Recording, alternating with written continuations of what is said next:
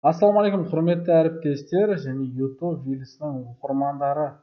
Сіздерге кезекті видео жасап жатырмын. Бұл видео мониторинг бойынша сабақтардың өткізілуі, КТЖ, яғни күнделікті сабақтың өткізуі, соның жалпы рейтингін қалай көреміз, соны сіздерге көрсетіп өткім келіп отыр.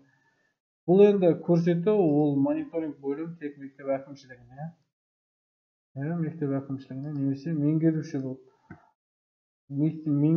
болып бекітілген пән мұғалімдері немесе мұғалімдер жалпы солар көре алады екен. Ол бөлім мектепті басқару астында мониторинг бөлімі тұрады. Мониторинг бөлімде статистика, пәндердің қорытылуы дегендер бар. Ол бөлімдер қазіргі таңда әлі өңдеу үстінде, яғни әлі ашылған жоқ. Сабақтардың өткізу барысын тексереміз. Мына жерден күн аралық, мысалы сізге қай күн керек, сол күнді көргіңіз келетін болса, осы жерден бекітесіз. Мысалы 1 сентябрь мен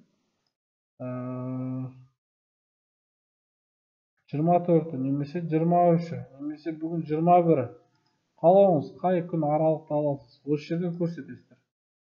Көрсетілгеннен кейін автоматты түрде төменде ол рейтинг шығатын 22 деп жазылсын. Обновление болды.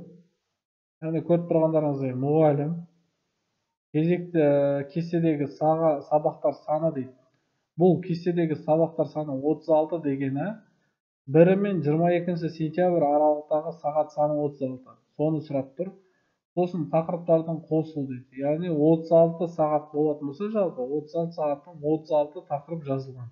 Яғни 22 күнге дейінгі аралық тақырыптар толыққанды түскен. Сосын 22-сіне дейінгі сабақтар толыққанды өткізілген. 36 сабақ. Барлығы 100% осы жерде көруге болады екен.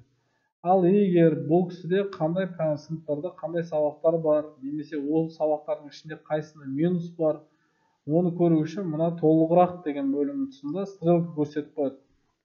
Сол стрелканы басатын болсаңыздар, сол мұғалімнің жеке көреді екенбіз. Жеке мәліметтерін көреді екенбіз. Ода қандай сыныптар бар, қай пәндер бар, ол сыныптарға қандай сабақтар өтеді.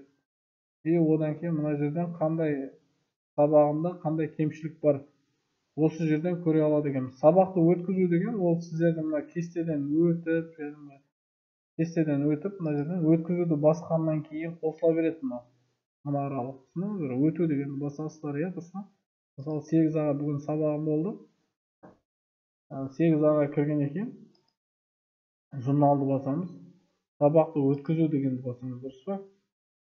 Сабақты өткізуді басқаннан кейін уже менің есептік көрсеткіштер рейтингте сабақты өткізді болып саналады.